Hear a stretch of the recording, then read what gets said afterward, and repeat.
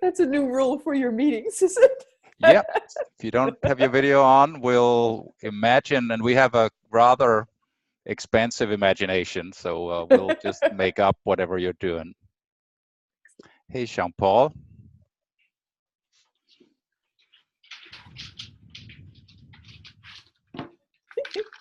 And it looks like Jean-Paul's hands are enormous.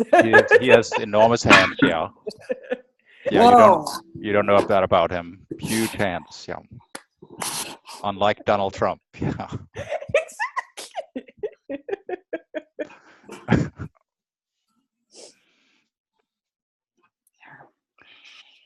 And the Maui man, hello, Peter, I think. There you are. Hey, well, you're not dressed either. Whoa. No, it's okay. Wait, he's muted though. You're muted, Peter.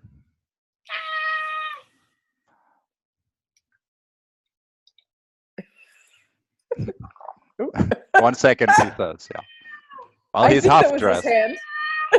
Oh, there's a kitty. Oh, yes, of course. And I fed them. Oh, you got a white kitty. I got a white kitty too. Hi, what's your name? His name is Boop. Boop? It's a name that has morphed from many other names. Boop. Well, Boop is a perfectly good name.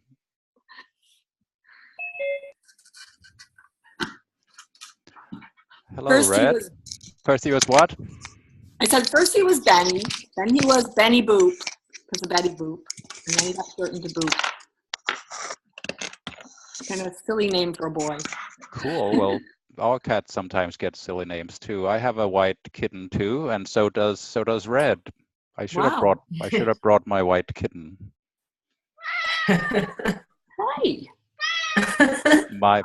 My white kitten is actually on her third name. Her name is now Princess. Before that it was Duchess, but first it was Wyatt, I think. My favorite glue is called Goop. Goop? Well, Goop is a good... With a G. Goop with a G, yeah. Close. With a G. Okay, Goop is a good name. That could be a name for a cat too. One of you has a name Goop? Goop. Goop, come here. It's dinner time. Goop, you pooped. Yeah. Anyway, so hello, Tim. Hello, Lila. I'm experiencing the death of my Apple IDs. Of your Apple IDs? I can't figure out all my Apple IDs. Okay. Well, we can I talk got about... too many devices, too many screens. It's driving me nuts, you know? And now you have too many IDs. How many devices do we need? Yeah. Well, just one that works, maybe. Well, this is the main one, my little iPad mini. I love it. Okay. Well, let's get started. So we can do a little quick check-in just to otherwise say hello. We're already doing that just to hear from everybody, make sure everybody feels they're here. Hello, Harry. I don't see the names. Oh, I see. I have to put my thing there. They're underneath there. So Alina, Cheryl. Yeah, and that's Peter there. That's named Aloha from the Maui Man. So are you in Maui or you're in New Jersey, Peter? I'm in New Jersey at the moment. Okay. Oh, I see there's a whole bunch of people here. I'm scrolling. I didn't realize. Yeah, so for those who are new to it, there's a gallery view, which particularly if you're on a desktop computer, that works well, or on an iPad or something. If you're on a phone, you might scroll to the side to see them, but the best view is the gallery view where you see everybody at the same time. You mean like the Brady Bunch? Yep, so we're all here. 9 of us? That's it? There might be more. Okay. Will it turn into 12? It possibly could. There are several more people maybe expected. Okay, so is anybody we haven't said hello to? Red, say something. Hi. Hi. Hi. Hello. Hi. Hi. Does everybody here know each other? Not really. Really? Wow. That's cool. So anyway, so we in the beginning we just spent a quick time just saying hello. Otherwise, we move on to the topic. It's not a problem if we don't know each other. No, I'm it in New isn't. Jersey. You're in Who's New Mary? Jersey. I'm in Toulouse. Cheryl is in what? Chicago? Just outside Chicago. Okay, I'm in Norfolk in England. Oh. lovely. And where are you, Tim? I am also in Norfolk, a few miles down the road. Okay, I am in Antwerp, Belgium. cool. All right. I'm in Lille, north of France. You're in Lille. Okay, And Berlin, Germany. Berlin. Berlin. Berlin. Well, it could go well with your name somehow. Okay, I'm in Toulouse, France, if I didn't say so. Okay, so well, let's just get started. So a few simple rules. I mean, the idea is not to say a lot of words or to say something really clever. The idea is really more to be present. So it often makes sense to sort of start with taking a deep breath and getting present with our own body and our own senses. And what this is about is really more paying attention, saying what needs to be said, and really listen to each other. So today the subject is death. The idea is with that is to pick a few difficult topics. There might be some topics that are difficult because we get very polarized and we disagree. Death is maybe not one of those, but it's maybe difficult in other ways or difficult to talk about. So we're going to find a way to make that work, or to, well, I don't know what's going to happen, but this is the topic, and we'll do the best we can with that. So so let's get started.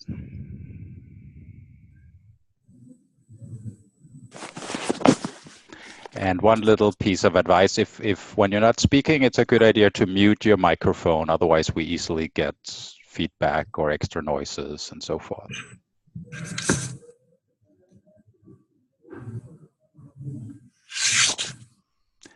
Cheryl, you would like to start? You don't have to lift your hand necessarily, but you develop sort of a sense of when it's a good time to speak.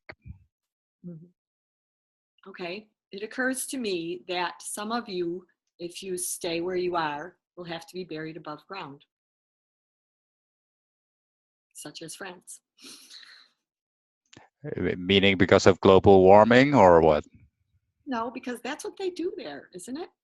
Oh, if you're Catholic, I guess there's a cemetery just 100 meters down the road. I often walk through it. It's a nice, peaceful place, but it's a Catholic cemetery. And, well, no, some people are buried in the ground, but they have sort of little houses on top. So they're more likely to build sort of a building on top of the ground. And if you're relatively wealthy, then you have a little building where you are parked above ground. So, but I don't think it's a requirement necessarily. I see. One of the things that I notice when I'm going through cemeteries that I look at now is what types of fonts last through time. Sort of which fonts are now easy to read after 100 years, 200 years, and which ones kind of rub off or you can't quite see or read. And for some reason, my brain finds that nice to look at. And I also usually do the date calculation of how old was that person when they passed. I like connecting with that.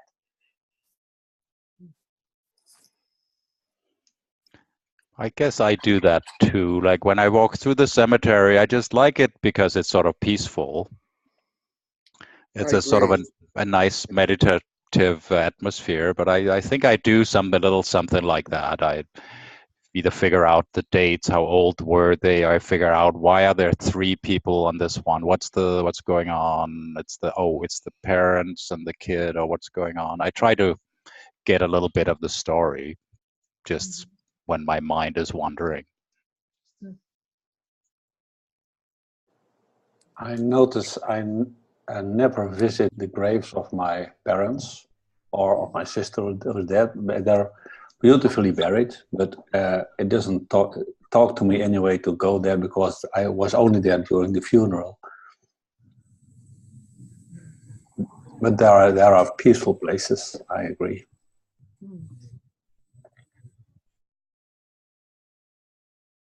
That My feels mom is 98, and I'm concerned that in a few years she won't be here anymore. So I'm confronting the death of my most beloved person. Impending, not close, but inevitable. How do you deal with it? Who here has an old parent?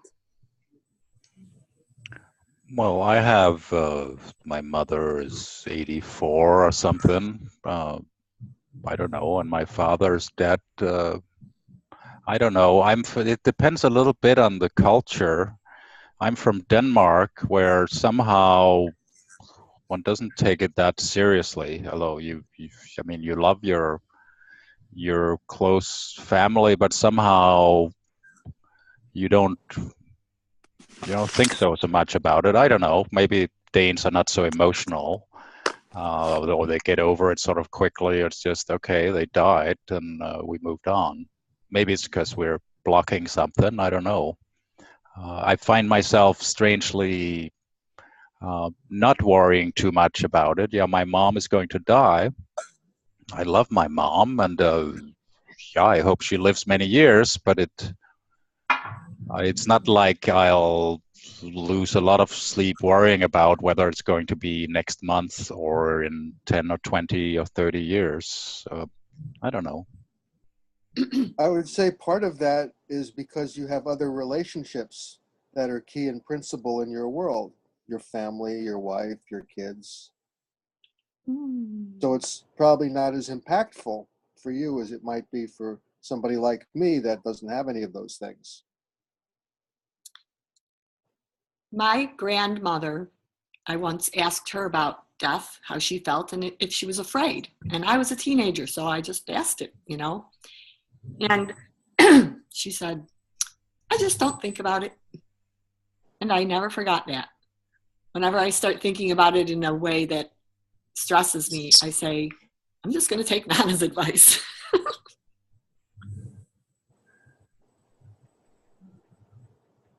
My wife has now cancer since, well, it was discovered in 2006, and she has been kind of given up about at least 8 times since, and she is probably, she could be going this year again. And meanwhile, and this is about dying and separation and loss, I'm separating her, which is also very difficult. I just sold my house and I'm leaving. That's my situation.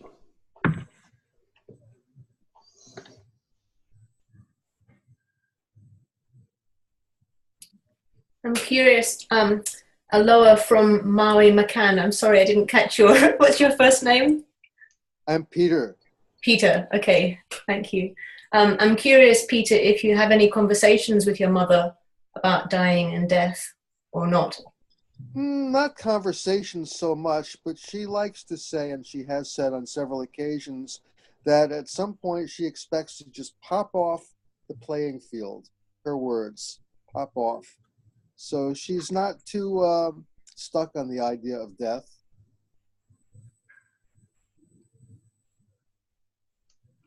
You're muted, Cheryl.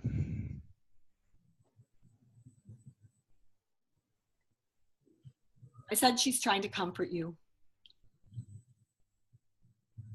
Peter. She's trying to comfort me? Yes. By letting you know she's not scared.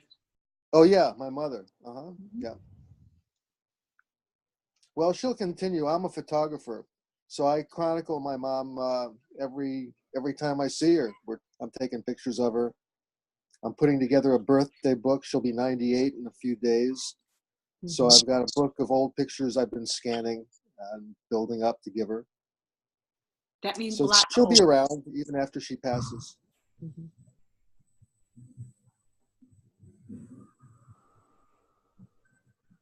I'm curious if Harry needs something from the group or would like something from the group, given what he shared. Yeah.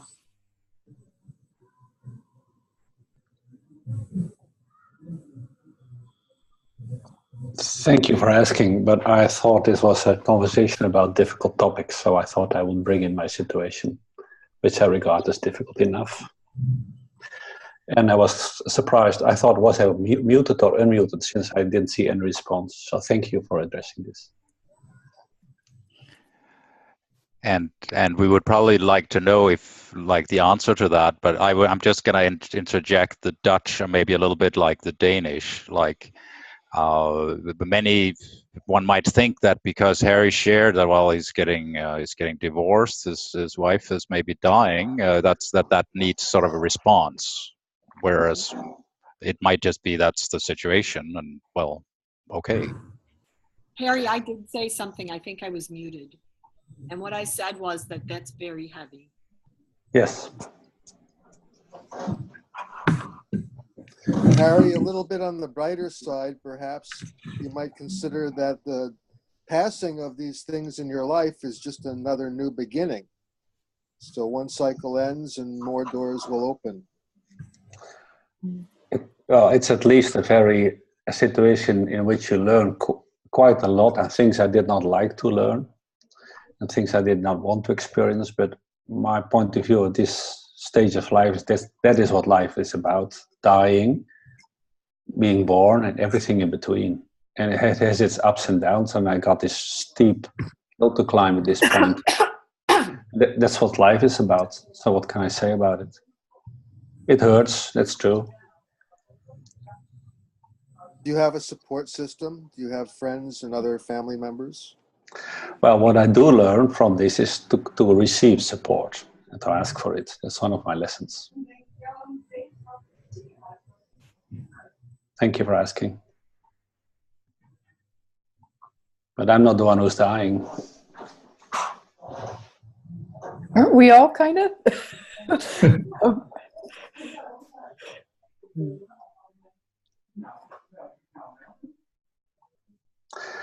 Dying is, to me, not the difficult part. It's living. That's the hard part.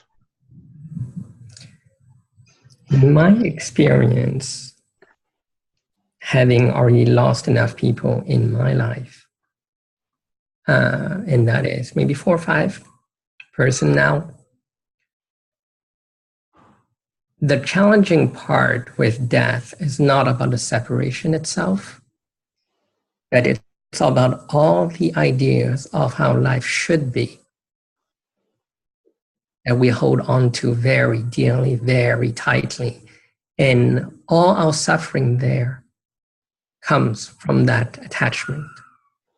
That's my experience. I've worked through multiple processes that I found pretty effective in releasing those attaches, some very, very long, some very fast.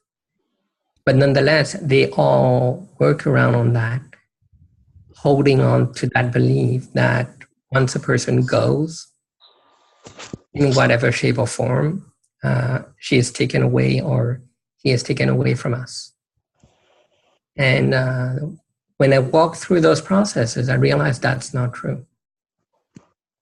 Because those persons have never been anywhere outside of my mind, because that's where I see them, that's where I live with them, that's where I think about them all the time. So for both of you, that's usually where I would go for and have a look at that. Like for you, Peter, imagining that your mother is dying already when she's not dead yet, that can get frustration to you on that. Or for you, well, she may be dying, but for you, Harry, she may be dying, but she's not dead yet. And so just wait until the day she dies, and then she dies. I'm not saying it's easy. I stopped doing that, thank you. But it's worth it. It works going through that. And if you want, just send me a message after on Facebook, and I'll send you to the right places for that.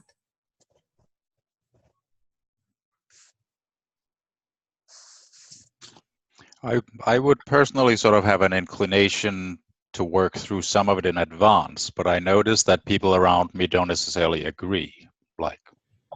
I've been married for many years. I know my wife and I are going to die at some point, so nothing is impending, but I mean, all sorts of things can happen. One can die suddenly in an accident. So I would rather sort of discuss it in advance and sort of process it and decide how to relate to it and somehow become okay with it in advance. I would personally prefer that, to sort of get whatever the emotions is in it first, and then maybe realize that, well, I mean, let's live a little more fully before, because we don't really know when it's going to happen.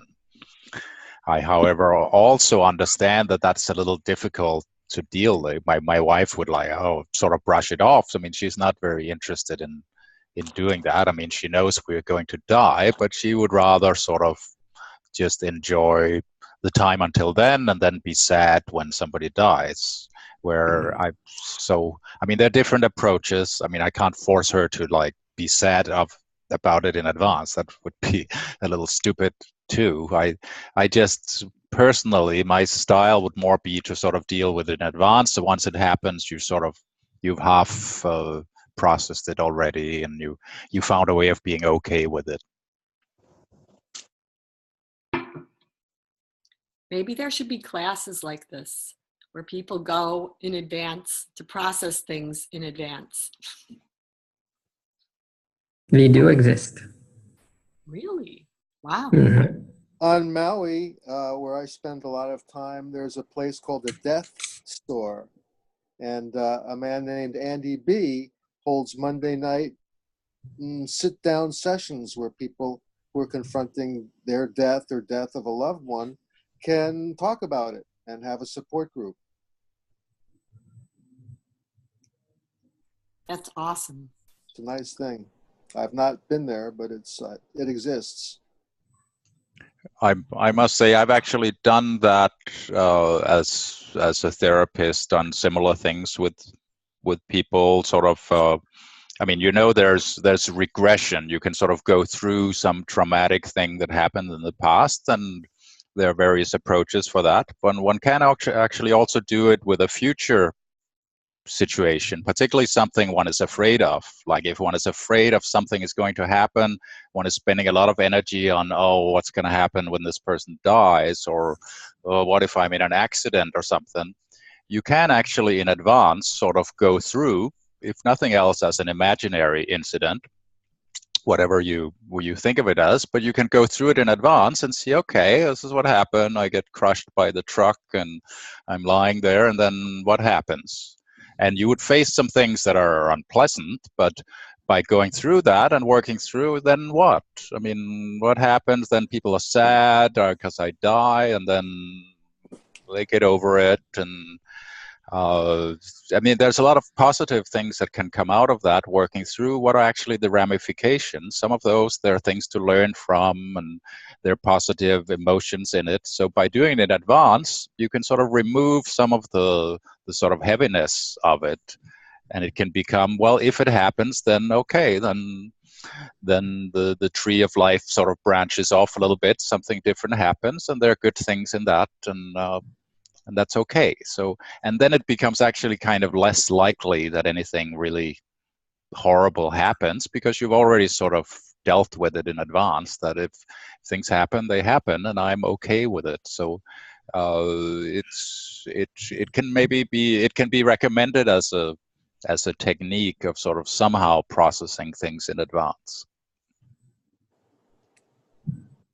Aren't there people who do that all the time in an obsessive way? Maybe they obsess over it because they never go to the end. Exactly. That's exactly actually the point. So if you're obsessing about it, if you're afraid of it, it's just going around in your mind. What if this happens? What if they die? Then you should actually, preferably with some qualified help that can sort of help you through it, you should take it to the end and see if it actually, your worst thing that could happen, if that happens, if you can sort of work through that and realize even if that happens, it's not necessarily the worst. You could deal with it somehow. something survives and somehow something good comes out of it. So it's actually a good thing, but it's hard to do by oneself. It's a little tricky.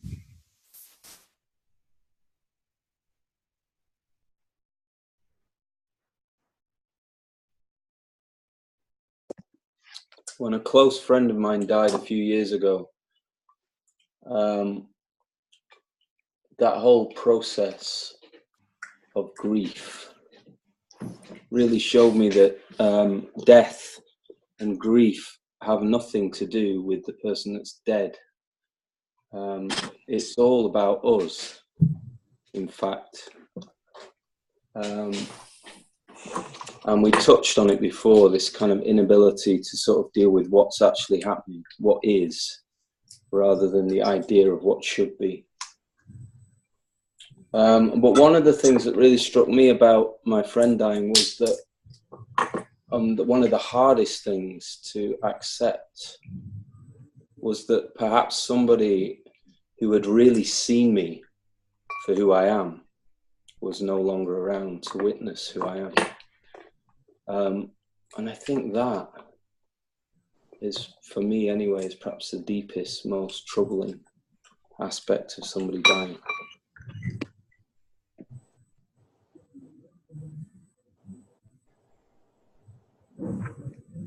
I agree with that, Tim. It resonates with me. I felt like my grandmother was like that. You know, they just see you in this great way. They're all your self-esteem when you're growing up. And then they're gone, and then everybody else just treats you normal.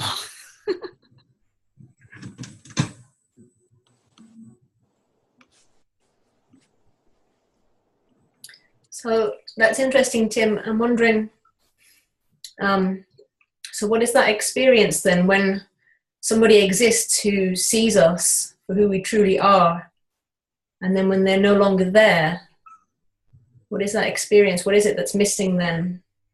What is the thing? Because it's not the person. I don't know what it is. I don't know if you know anything more about it. Affirmation. You've lost a reflection of yourself. Mm-hmm. Somebody that that shows you, and that's always, I think, somewhat sad to have somebody like that pass out of your world. You think then it's almost by losing a reflection of yourself, you lose a part of yourself. Is that how it is? Does it feel like that? Yes and no, because that person that has loved you and knows you so deeply, you carry inside of you whether they're there or not. So in some sense, they don't really pass ever. You've taken them into your persona. Because equally, as they have reflected a part of you, you reflect a part of them as well, which continues. Indeed. I wonder if it's connected to some people can hold up mirrors for you that you can't hold up to yourself. I think it's that piece of it that, that they can see reflection that you can't access by yourself. That's why one of the reasons you connected with them. I was very depressed at one point, was contemplating suicide. And a friend of mine said, "Peter, you're a great artist." And she took 150 hours of my video documentation and interviewed me and showed me a movie she made reflecting my life back to me. And it saved me.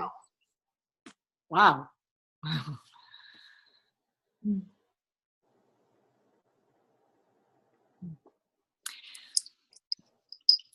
It occurs to me that the feeling might be an abandonment. And when we become abandoned unintentionally or whatever by so many people, until there's very few people who see us the way we feel we are, and then we can feel like an alien in our life. Like when less people really get you, I think it is a little bit of an abandonment. As an experienced alien, I'm constantly practicing to show myself who I am as I am anywhere. That's the challenge. That's the challenge indeed. Yes.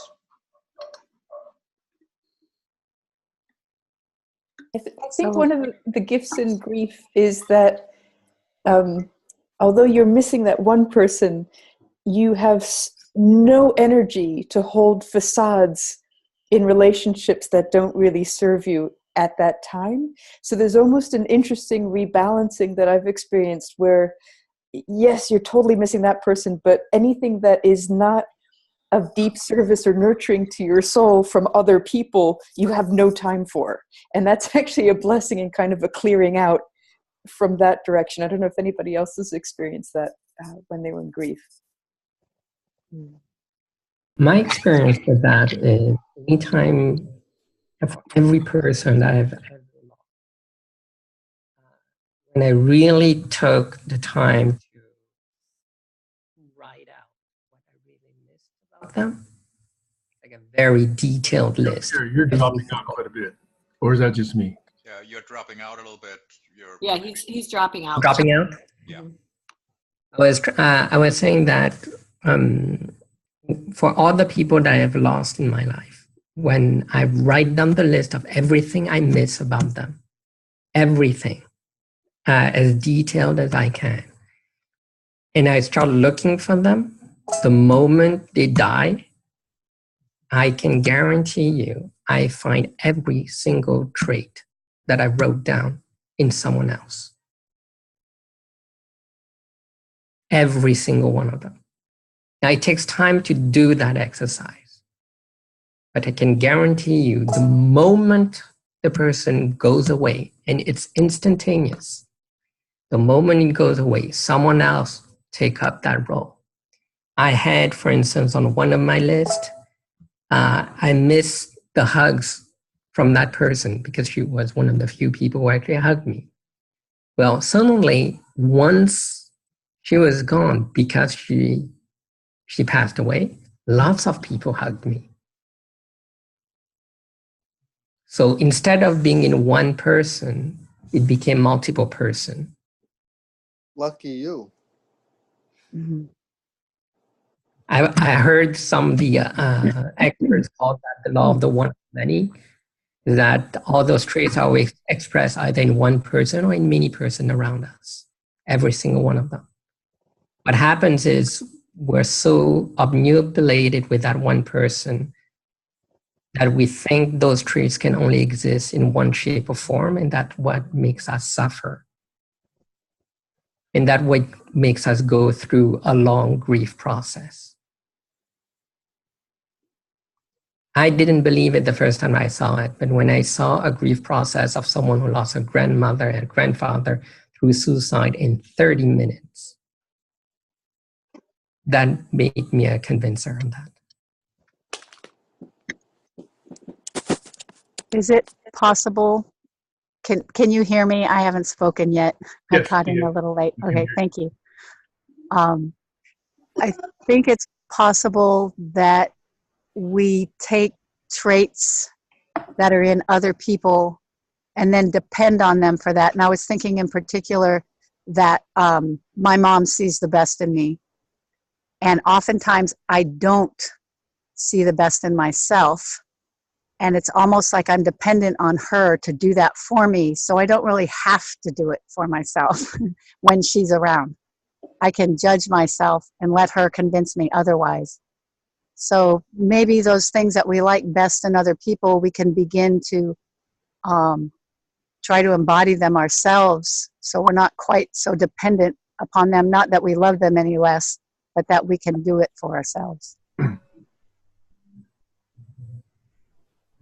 I really like that, and that's actually, that indicates something one can very well do before people die. I mean, you don't have to talk about death, but you can notice what is it, what am I getting, or what am I needing from this person? And not that you make them expendable, but by sort of owning that, by taking responsibility for that and realizing, okay, this is part of what I'm getting from this person. I love them, but they're also giving me a thing, which maybe I potentially could find other outlets for. So if you're aware of that, then you could potentially get over their death much more painlessly. And I think by adding also absorbing or at least recognizing those traits in others within ourselves, it gives us this ability that Tim mentioned earlier, the ability to see other people the way they are. Ooh. Because now we're not blind by our own reflection in other people, because we've agreed that we have that. So it's not a reflection anymore, not a projection anymore. So now we can actually see who is there.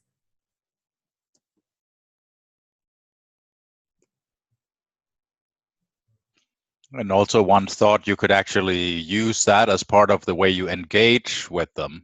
Like instead of realizing when they're gone that, oh, this is what I was getting from grandma, you can more actively seek it or expand it or talk about it, understand it better, and make it more alive while they're there. Maybe death, our self-awareness of our death, if we think it through, can help us to be proactive in the way of realizing how precious the moments are now and to live them and to spend good times and appreciate the people that we love. Once it comes full circle, I can even see how our conversation, by the 5th comment, it went dark. The 6th comment took it all the way dark. And now everybody's really processing the lessons and how it can make your life more enhanced while you are alive. Hey, Sophie, are you there? I was wondering if you wanted to share something.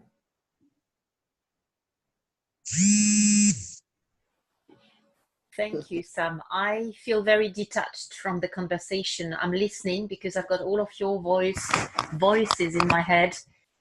I don't feel comfortable to share anything, I'm afraid. And I'm in between listening and feeling bored as well, because I feel very detached from everything I hear, and probably with the persistence of not entering the conversation. So if I may, I will remain an observer. No problem. Hey, I've been hearing a lot about personal experiences about death, and just 2 thoughts. My first experience with death probably was when I was about 3 or 4. And it was one of my childhood friends who I didn't see anymore. And I never really questioned it. I never understood it until many years later. It was just stopped showing up for play dates one day. There's no sense of which somebody could have told me about death at that time. It's just that person disappeared from my life, and it just took years for me to understand that. So I know it's a very personal experience, but what I was thinking was, if we're trying to think about societies that we want to create, I think in terms of cycles, and as a mathematician, I think in terms of waves, and things come and go. And so I say this thing to myself that I don't think is comfortable to say, and it's certainly not comfortable to say to others. And that is that death works. Things have to be replaced for new things to have their chance, their opportunity. I wouldn't have a chance if, all the people that came before me were still running the world. So nature works in cycles, people work in cycles, and it just bugs the hell out of me that sooner or later I'm not going to be here. But in a systemic, natural way, it kind of works. That's why you have to put as much as possible out on the internet so that you live on forever. So I'm just trying to take that, very detached, very impersonal, systemic view and say, God damn it, I'm not going to be here, 20,000 days from now. And still be okay with that and make the best of what I've got, the next 5 or 10 or 15,000 days.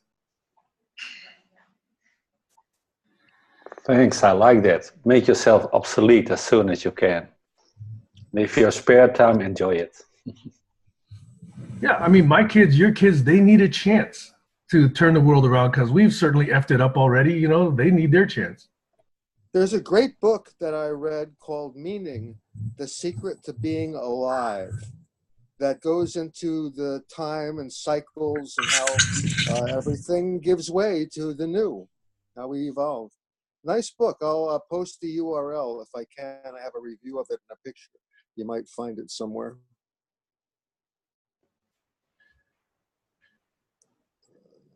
This is once called the greatest invention ever. I think any pain or grief that we feel around death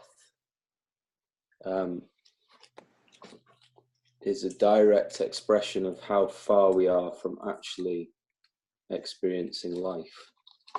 What I mean by that is that if there's any discomfort around death, it's because we're not actually present to being alive, because it's completely and utterly normal.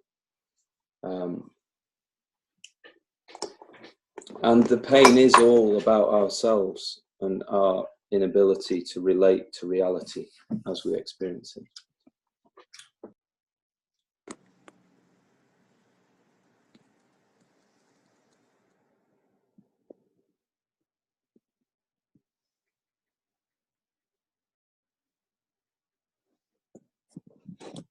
So there's the URL.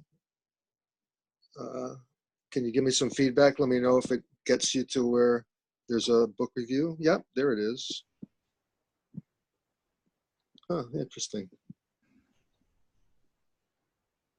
You can also leave a URL in the chat thing. Should I just leave it like it is, or do I need to do something with it, remove it? Well, this one you probably need to unshare it, but it's good to get a view of it. But otherwise, just leave the URL in the chat. Okay, let me see if I can figure that out. I lost my group view. Is that normal? Yeah, that's when somebody shares a screen, which is for this kind of thing. Then you see all of us on the side or something. Right.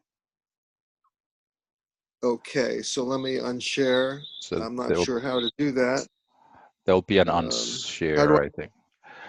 The same place where you shared, there should be an unshare, I believe. Let me see. Yeah, stop share. It says stop share. Stop sharing. Yeah, Okay. there you go. Now to get it back into the chat, what do I do? Just paste your URL into the chat window. There's a little chat icon at the bottom. I see it.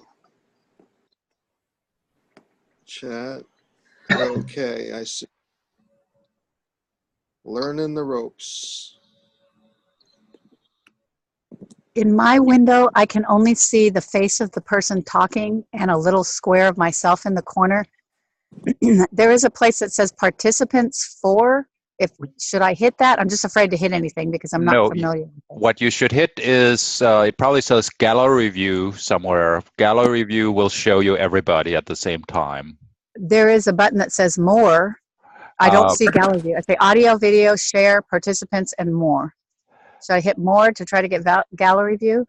Maybe. Are you on an iPad or a phone or something? I'm on a phone. Yeah, maybe this is all Otherwise, you can slide to the left or right. I forgot where you will probably get a screen where you see more people. Swiping? Oh. Yeah, where you swipe. It's called swipe. It's called. Swipe to the left, I think. Yeah. By the way, let me take this opportunity to introduce Tia, who's a friend of mine that I invited to this particular call, and I'll help her work through some Zoom issues after this. But I was also wondering if I could interject one more thought, and that is, I guess, per Stephen Covey, I was wondering how many of you have written your epitaphs?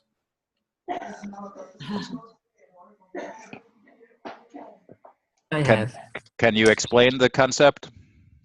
Yeah, Steve is basically saying, begin with the end in mind. You know, how do you want to be remembered?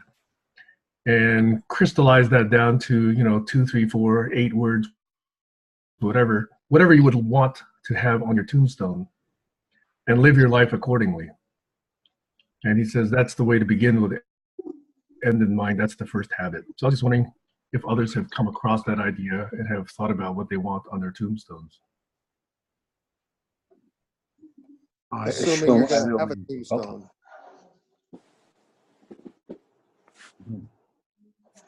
What did you say, Harry? I assume I will be forgotten. Did you say you want to be forgotten? No, but that happens to most of us. And I think I will be one of them. I'm not the alpha male ruling the world, so they probably mourn for a few days, then get on with their life. Which is fine, because that won't bother me anymore. And I hope to what I want to give, that I will do this before I die.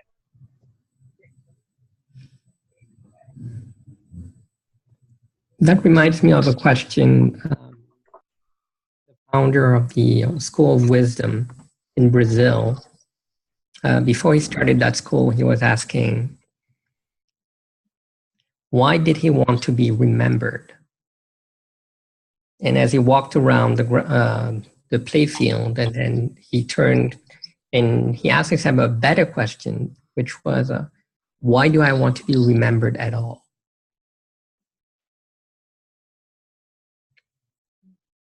And that came into that road where he built that School of Wisdom, that everyone has their own wisdom that you can bring forth out of people. So he went out to burn everything he had ever created. His children has no idea what he has done in his life.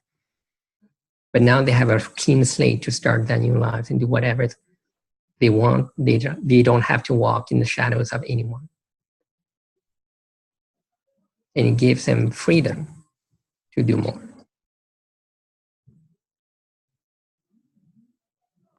It doesn't have to be shadow. It can be a foundation that they can walk on as well. Mm-hmm.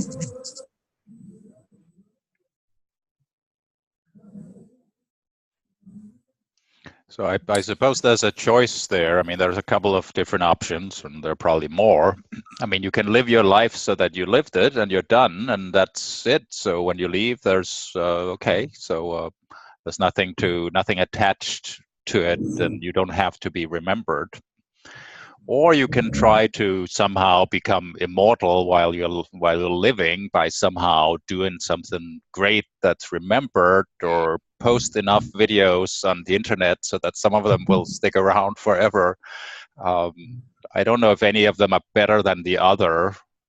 I think I probably would prefer to leave something behind. Not that I have to be remembered, but for me, the motivation would more be to leave some kind of mark where I've done my unique, special thing, which somehow sticks around. So that something on the carry. I mean, I'm not an inventor, but if you invented a little something that people are using, or you've left some kind of meme behind or something, you've left a dent on the world, and that dent somehow evolves and stays there. Even if people forget that it was you, doesn't really matter. But for me, that's a kind of motivation. But I can also see it doesn't really matter. Either way is perfectly good. Having been here and being done is perfectly legitimate. Yeah, there's a difference between wanting to leave something because that means I was here and that matters, which is kind of a ego story. Maybe, I don't know, not ego being bad, just a story about me being some entity that did something and wanting that. Or thinking about, someone said something about death not being about me because I'm gone, so it doesn't matter anymore, but it being about what maybe I leave in my wake, or the effect for other people. And I feel like I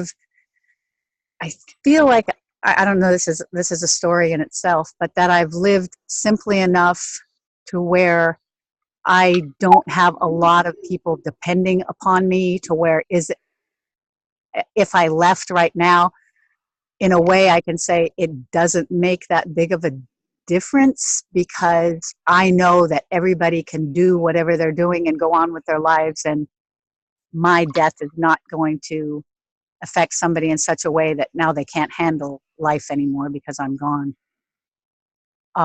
So that if I can forget the story of me, but there is something inside me that does say, I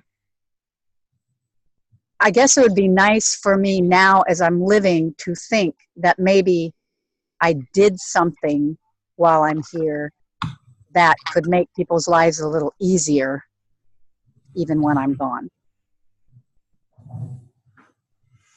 That's a nice agenda. Or maybe not necessarily easier, but I don't know. I don't know. I think it's natural that we want to improve things. We want to leave it better for our future generations. A pressing urge in myself, I know. I produce projects with that goal in mind. KidCast for Peace, Solutions for a Better World being one of them. A project that had a 10-year life.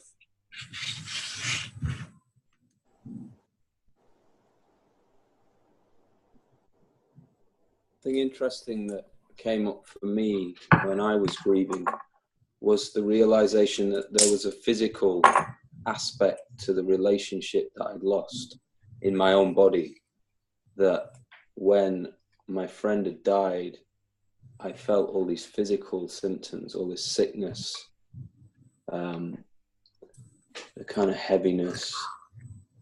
And I realized that we're carrying all these physical forms within us all the time of our relationships with people. They're actually in our bodies. We actually physically hold relationship. So when it's severed in that way, there's a real, felt, tangible, physical reaction to it. Mm. Our bodies are a projection of mind and how we interpret our world through our senses. So anything that impacts us emotionally will have a physical response, I would think. I think that's the function of those huge, really kind of elaborate grieving ceremonies that happen for days and days, where there's dancing and there's, throwing yourself on the ground and wailing, and really, it's like it gets the whole spirit energy of the other person out. It releases it not only from their body, but from your body as well.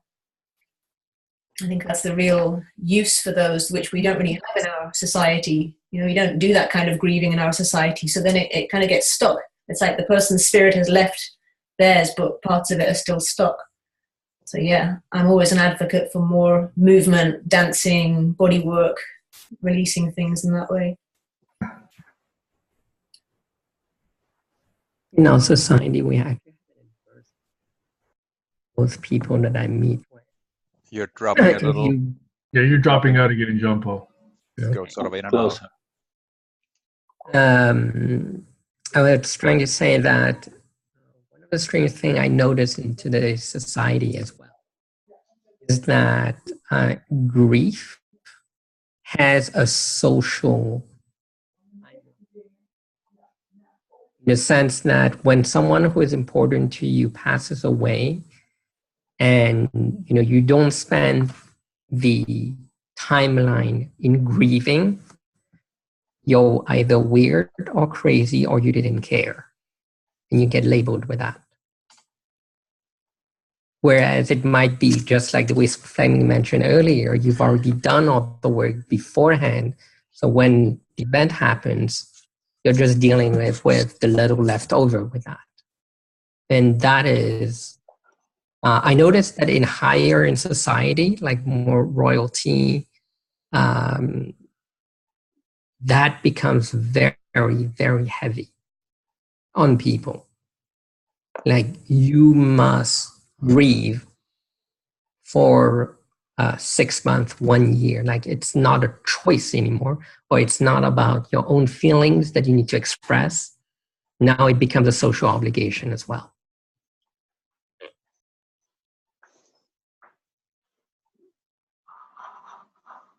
I would hope not to accept that. Someone putting something on me like that. Just saying. Because sometimes grief takes a lot longer than that. And sometimes, like you said, it's already pre-processed. Maybe somebody was a long time failing.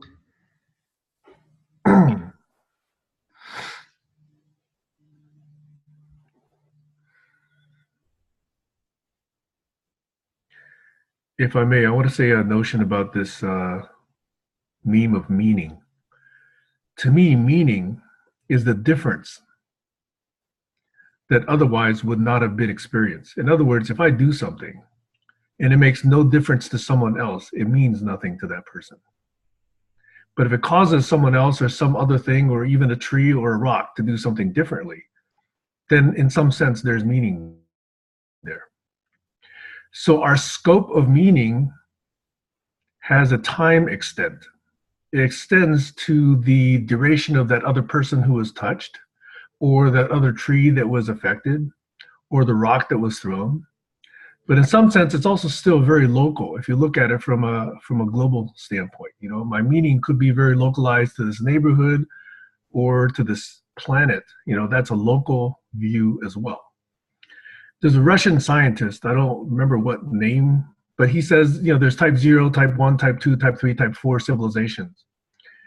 And he categorized it by the amount of energy a civilization controls, whether it's just the energy that falls on the planet, or whether they can harness the energy of their sun, or whether they can harness the energy of their galaxy, or beyond.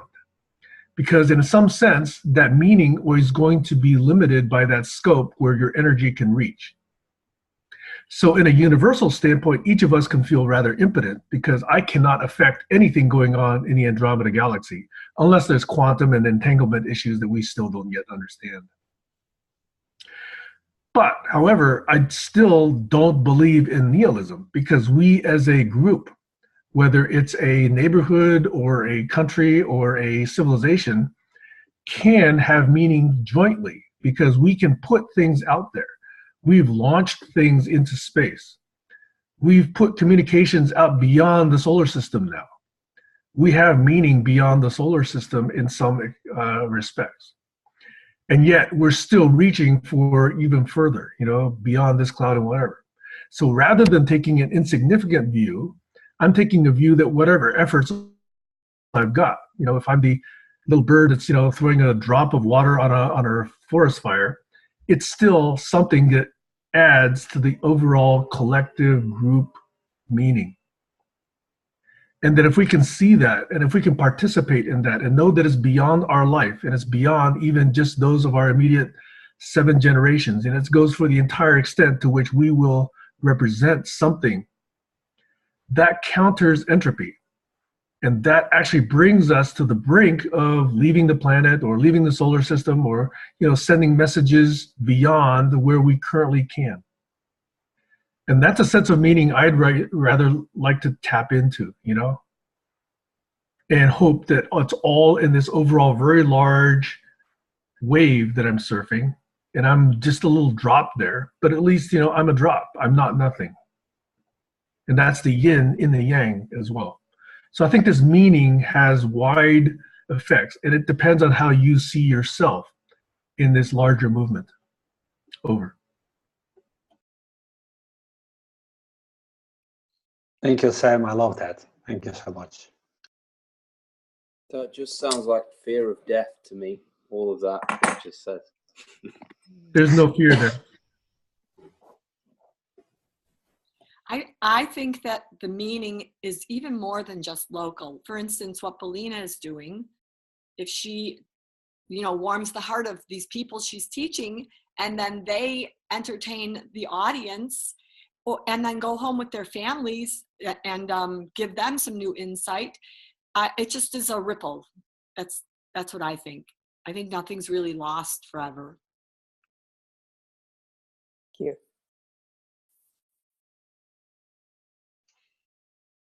I had an interest, so I teach sustainable stand-up, which is what Cheryl's talking about. That's one of the things. And for me, actually, one of the core things, we're facing kind of our mortality as a group, and what are the silly ways we get there.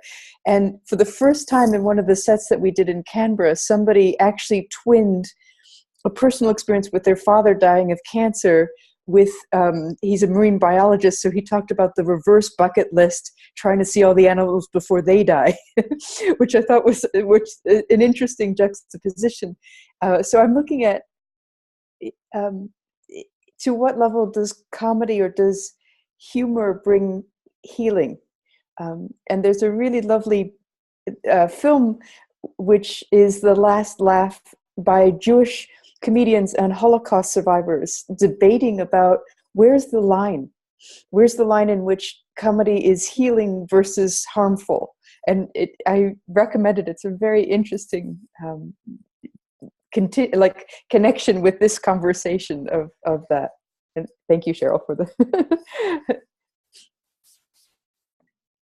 Laughter often precedes tears, in my experience.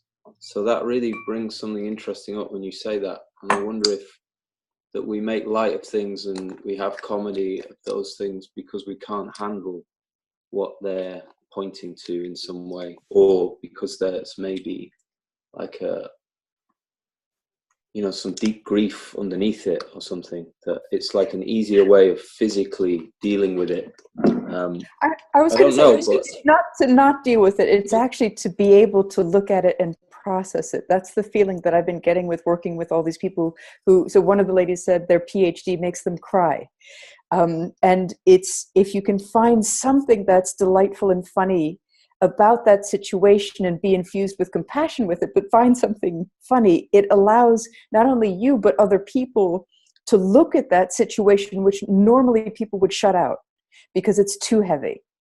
So I would actually say that the humor allows for the processing versus that's too hard, I'm not going to do that. I find that humor in those situations brings an interesting balance in perspective. Because humor always tackle whatever issue the humorist brings up from a very different angle, a very unusual angle. And that balance of perspective, as you mentioned, diminishes the charge of whatever heaviness this situation is. In that balanced state, or closer to a balanced state, allows you to process those emotions more easily.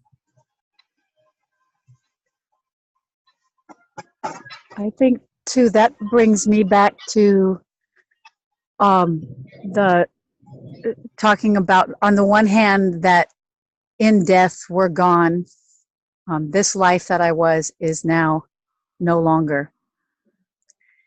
And like what Sam was saying about, and yet right now I am a representative of the life that exists in this moment right now. So I can project my mind to a place where I'll be gone and that's it, total annihilation as far as I'm concerned. And I don't think that it is a rejection of the fact that death to this being will happen, to say that I am a representative of life right now and that I can do the best I can in this moment without rejecting death or being afraid of death at all. That I may even welcome death, but while I'm here, I do represent a piece of this ongoing form that keeps changing. And so, what will I do with that?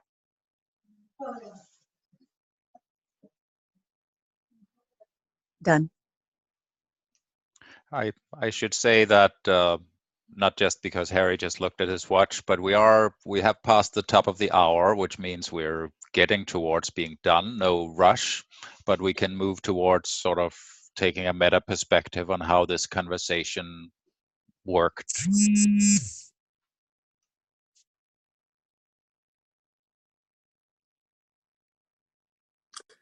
I found it interesting, and it was a pleasure seeing everybody.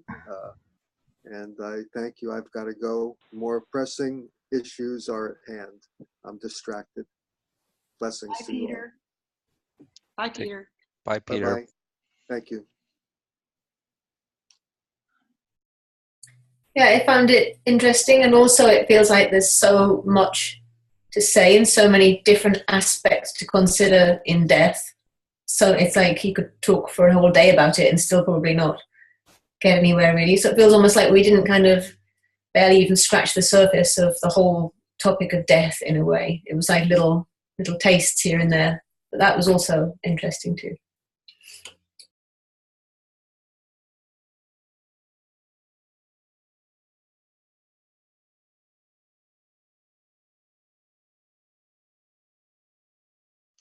It occurs to me that talking about death is really a lot of like talking about life, or it soon leads to that.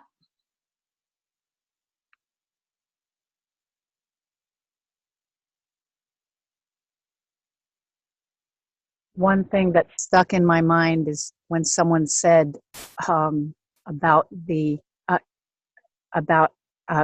actually Cheryl, I think it was you who said about this, the way your grandmother sees you.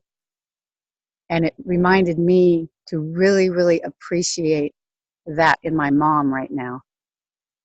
And not just to think, oh, I can handle my life or whatever, but really appreciate the choice that someone to see me in a beautiful way, like right now, to really live and acknowledge that and be with that and take advantage of it while she's still here. And likewise, we can do that for other people. We can really see them and make them feel important. And then those Bellina ripples happen. Nice. Thank you. I like that this wasn't actually really difficult. I mean, it was meant to be a difficult topic, but it didn't seem to be very difficult, and it flowed really well. There was no wasn't much tension in it. Damn, I need to try harder to make a difficult topic. No, I liked that it flowed really well. There was a lot of sort of juice in it, and that really we were just as much talking about life. I thought that was wonderful, and I felt I learned some new things, some different perspectives that are kind of very nice. Perhaps it wasn't difficult because we didn't go so deep enough into our own experiences of grief and pain and on all the awkward bits about it.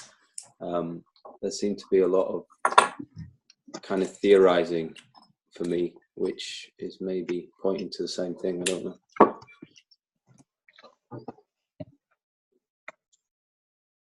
Maybe it needs a part 2.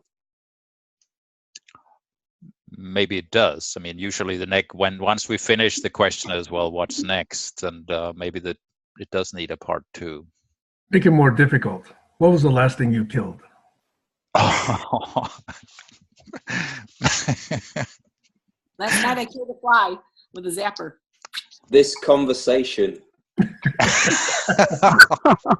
Murderer.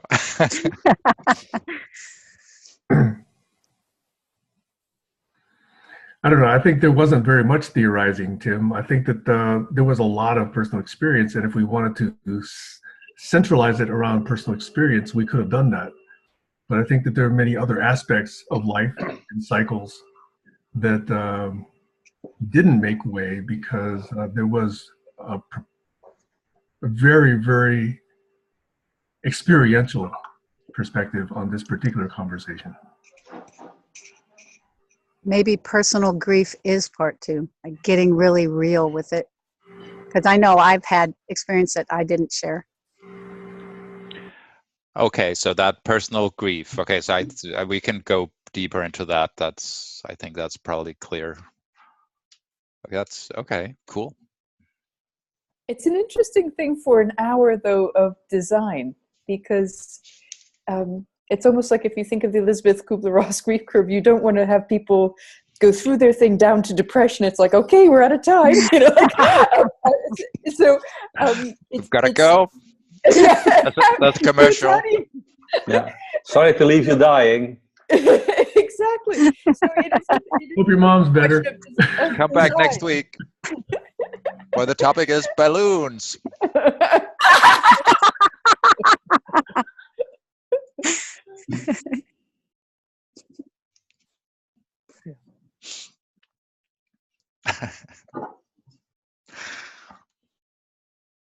Well, cool. I think we have the next topic in some sense, some variation of something more with personal grief, trying to get that out. But otherwise, maybe we're done. So unless anybody has any closing remarks, I will I'd like say to just thank everybody. Just thank you very much for welcoming me, and thank you, Sam. And this has been wonderful for me. Thank you so much.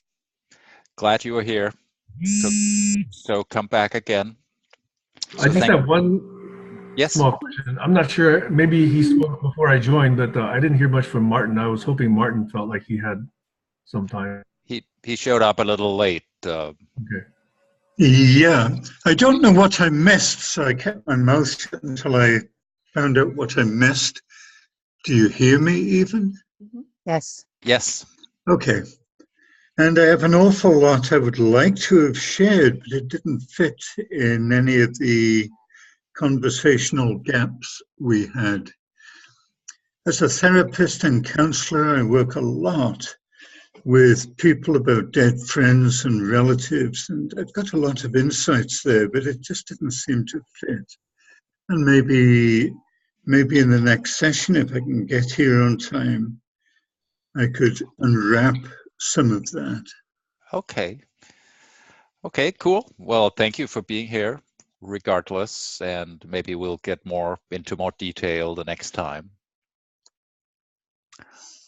Good. So thank you all for coming. It was lovely, and hope to see some of you next time. Fleming, thank you very much for organizing this.